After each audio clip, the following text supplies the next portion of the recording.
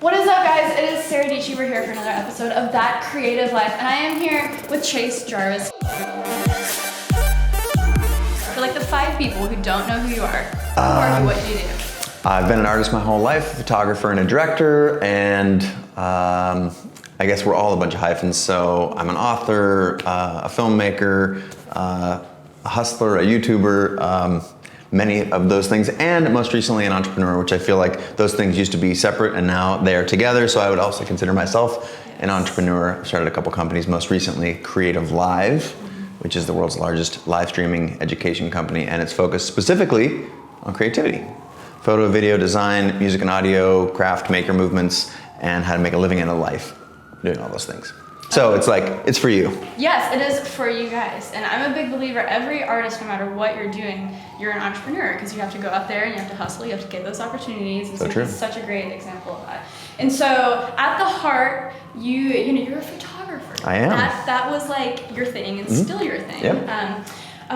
But so what would you say is, because right now everyone has a camera, everyone has an iPhone that takes amazing pictures, everyone has maybe a DSLR. How does someone stand out in photography in 2016? I think it's a much simpler answer than people want, and so that's part of the challenge behind, like, when you're home thinking like, I'm gonna take some valuable insight from Chase right now and apply it. It's actually, it's at the risk of being too simple, it is this. You have lived a life that nobody else has lived. And that goes for you or you or you. And the goal is putting you into your pictures. So we can all take a picture of the Grand Canyon, but what have you done, lived, been through, seen, not seen, that you could perhaps put into that picture such that it has a unique perspective? And when you say, oh, it's impossible, there's trillions of photographs that are taken every year, the reality is that if you do that enough, that's what people call a personal style. And that's the number one question that I get is, how do you develop a personal style? And the reality is that you have to take so many pictures that you start to know what you think as you're taking the picture, and then you are able to put that into the image. So the reality is that the answers, therefore, are in here. Like, what do I want to say, rather than what is that thing over there? Now, it's a little bit confusing if you're taking a portrait of somebody, because that's very much about them. But then the answer becomes, well, what can you do that's different, not just better? Because photography is not about technical skill. I mean, you have to have some basic acumen around being able to get the settings right and whatnot. But it's after you have the fundamentals of the technical craft. I was just hanging out with Brandon Stanton, who's Humans in New York. Literally came straight from Brandon to here. And we just spent a long time talking over lunch about how he doesn't consider himself a master photographer. He's a master storyteller. He's a proficient photographer. But there's so much of that's what he did, is he brought his interview skills and curiosity around people into photography.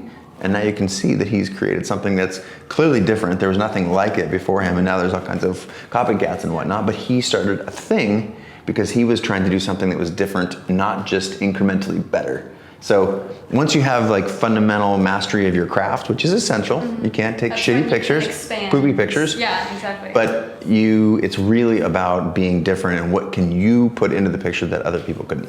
That's good. Yeah, so it doesn't matter. Instagram, Snapchat, there's so many platforms out there nowadays. It's like, how can you be unique on those individual platforms? Let's take you, for example. Can I turn the tables? Oh, the tables have turned. The tables have turned. So one of the things I love that you do is you show, it's almost a very vloggy style on your Snapchat, because so much of what you do is creating. So almost every time I check into your Snap feed, you're creating. And I think anyone who would watch you from the outside or looked at your final product would say, oh, nah, she shoots videos. But when you follow you on Snapchat, or the thing that you're doing is you're always working. Ideally, you do some work that you love so it doesn't feel like working, but that's a thing that I think most people don't understand, of how much work actually goes into it, and how much of you personally, your friends, like all of the stuff that you're making, it reflects a very personal aspect of you. And I've only really learned that through following you very closely on Snapchat. Yeah, thank you. Yeah, that's good. Smart woman. Oh, well, thank you, Chase. And so we had a question on Twitter from someone. It's a big question. It's a big question. Where's the softballs? I know. Okay, you ready? How do you tell an entire a story in one image, or even do you? Well, first of all, I think that's the power of photography relative to video. Video has that extra axis of time. You have the transmission of time, and in a still photograph, the goal is very similar to a moving picture, except how do you get that whole story in just one frame? The way I look at it, first and foremost, is not just tell any story, but tell a story that you actually intend. So you can take a picture and not intend for there to be a story, and one can just be in there. Yet that's not mastery of your craft. That's sort of luck. And if you point your camera at enough things and just take a lot of pictures, there might be embedded stories in there. I think Ira Glass talks about the creative gap, which is the distance between what you can see in your mind and what you can actually make. And as a beginner, that gap is really wide. And you're like, oh, I see this perfect, it's gonna be beautiful. And then you take a look at the back of the camera and you're like, damn, I didn't quite get there. I missed. And then over time, and as you master your craft, it gets to ideally 0, so that every time when you see something in your mind, that's the thing that comes out of your camera or out of post-production or whatever. But in a photograph, so first and foremost is intention. Like I'm always happy if I get a happy accident, which is just a great photograph that you weren't trying for, but I would always actually intend to tell a story, and then I would compose the picture in such a way that the story that I want to tell comes through. So first and foremost, I'm just gonna give you, there's 2 basic things. One is stopping power. Like if you're walking by and there's 10 pictures, will someone walk up to that picture?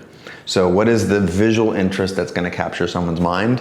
And then second of all, what are the elements of a story? So you have the same thing in filmmaking. You have like the protagonist, the conflict, some sort of resolution.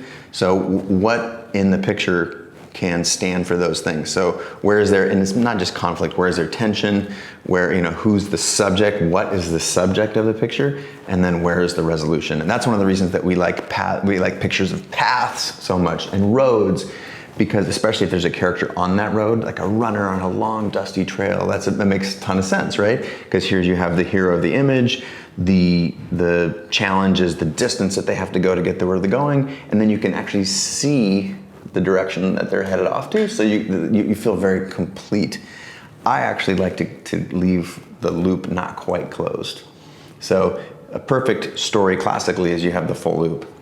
I like to leave a little bit open, so you're like, I wonder what's on the other side of the hill, or I wonder, a little bit of tension in there. So. Yes, well those are amazing practical tips. There you go. There you go. It's like a chisel, hammer, we're just making these things. Exactly. And a little bit about that Ira Glass, I love that concept and stuff, and especially when it's talking about bigger picture ideas and wanting to get at some point, whether it's taking that perfect picture or that video series you want to start or whatever you want to do in life, something that I've found helpful is just kind of like speaking it into motion. Tell all your friends, tell all your family, have that accountability of I'm gonna do this, and then just go do it. And what she said. Yeah.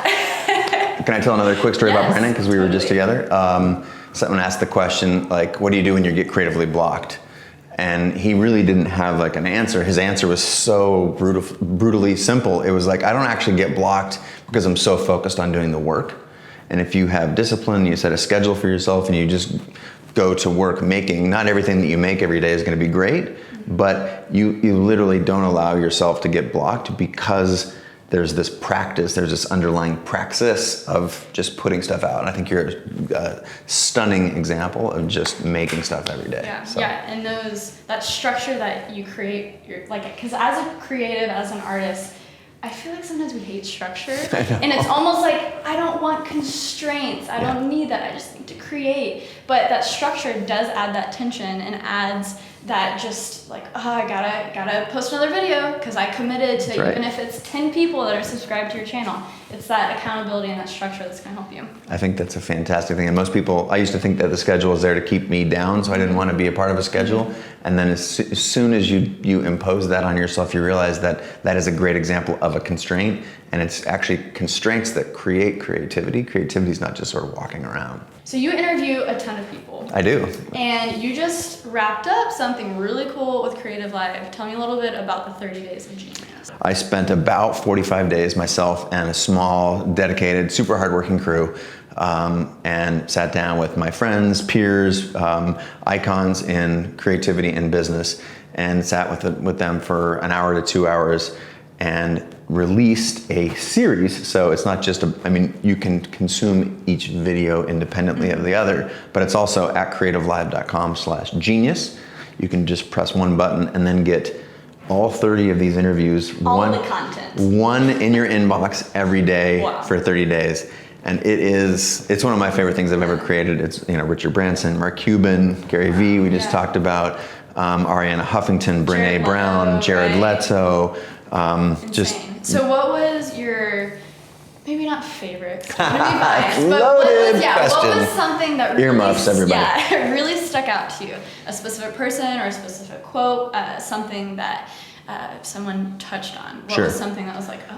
I'll give you a thread that is through basically every single person's, or my experience of every single person, and that is that it didn't happen overnight for anybody. I think overnight success is a total myth. Even the people who you think it happened, I'll take Macklemore, who's also a friend. He was making music in his parents' basement for 10 years before you'd ever heard of him. Wow. And I think people are like, oh my God, overnight success, this guy has 15x platinum. But what you really find out if you look even just 1 inch below the surface is that there is this, you always say the struggle is real. That is an absolute piece of, I don't think it's, however you define success, whether it's just recognition or being able to live the life, whatever, but 100% of the people have had that experience where they toiled for what seemed like an eternity, where there was 10 viewers, where there was, Brandon today talked about having 8, he showed his first post. It had 2 likes and 1 comment. Actually, no, sorry, no likes and 1 comment. Wow. And, now I think his is the highest average number of comments and the highest average number of views of any post on Facebook every day. So, the gap between where you think you are and where you want to be is always closer than you think. So that was one thing that I could go on forever, but I won't. I don't want to chew up your whole show here. Yeah. But that was definitely a key. So people can talk about tipping points, but there was no one event ever. Right. And anytime people got some event, just like, oh my God, and then this happened, where you think you've made it, they were quickly fed a piece of humble pie and realized that it's a series of making it over and over and over that actually makes it possible to do what you love. Exactly, and you don't want to bounce before that breakthrough, guys. Don't. Because you never know what is on the other side. So. I think that is a thing, and the fact that you never know the things that will provide value and the things that won't. I think you get better at deciding how to spend your time, but generally speaking, that's why if you get a choice to go or not go, you should go. Wherever the go is, because it's on the other side of go that stuff happens, and rarely, if almost never, does stuff happen by not doing and not going. So it's sort of that regular application of effort. That's one thing you can control. You can't control the universe, you can't control the weather, the market conditions, but you can control who you spend time with, what you put your time into, what you work on, and who you run around with. I love it. That's perfect. So last question. Okay, so this is another deep one. Oh man. But if you could put, I know, if you could put one thing out into the world, like advice that you got from a family member or just something you read on a fortune cookie that has helped you throughout your life. I mean, if you had a megaphone, what would you just say to the world? I would say the thing that I just said a second ago. I'm going to capitulate and just say that to me this is a big deal, that the distance between where you are right now and where you want to be is always shorter than you think it is. Generally speaking, for most of the people watching this, there is a thing that you want to do or be or become, and right now where you're sort of mired in your day-to-day and oh my gosh, how do I be that thing? I don't even know step 1. The reality is that step 1 is, it's probably like 10% of the way there. And whatever that first thing is, whether it's making a video, your first video, you can probably you remember your first video, and not literally in a matter of time, because it took you a day to make that video and you've been working for 6,000 days or whatever, but metaphorically or psychologically, the first step of making the thing that you saw yourself as a video producer, so when you actually made your first video and pressed upload, that's a huge step. So proportionally, psychologically, that probably was 10% of the way towards becoming the thing that you want to do. And when you realize that if I could tell you there's 10 steps between now and becoming a Hollywood director or whatever your goal in life is, being a successful YouTuber, making money on your videos, it's always closer than you think. Thank you so much for tuning in to this episode of That Creative Life. If you're new around here, make sure to hit that subscribe button and give this video a big thumbs up for Chase. It was such a pleasure to have them on the show. If you're new around here, I do That Creative Life. I also have another show called Creative Spaces TV. It's kind of like MTV Cribs with substance. And then I also vlog. So make sure to check out my channel, and I will see you guys in the next one. Typical way that people try to pronounce it, Shmo Yoho. Yo-ho-ho. You guys making any videos on Shmo Yoho? Shmo yo-ho, accent on the yo. My name is Evan Gregory. I'm Andrew Gregory. We are two of the Gregory brothers, the other two being our brother Michael and my wife Sara. We run the YouTube channel Shmo Yoho, accent on the yo. I want those brothers, moms are like no other lovers. Ooh, I want a girl with a big fat vocabulary. If you were mother, What the heck is going on? Fire to blast. We're primarily known for Songify This and Songify the News, a YouTube series where we take stuff that was never meant to be a song and create a song out of it. It was never intentionally meant to be a song. It might have been like destined to be a song in like a more cosmic sense.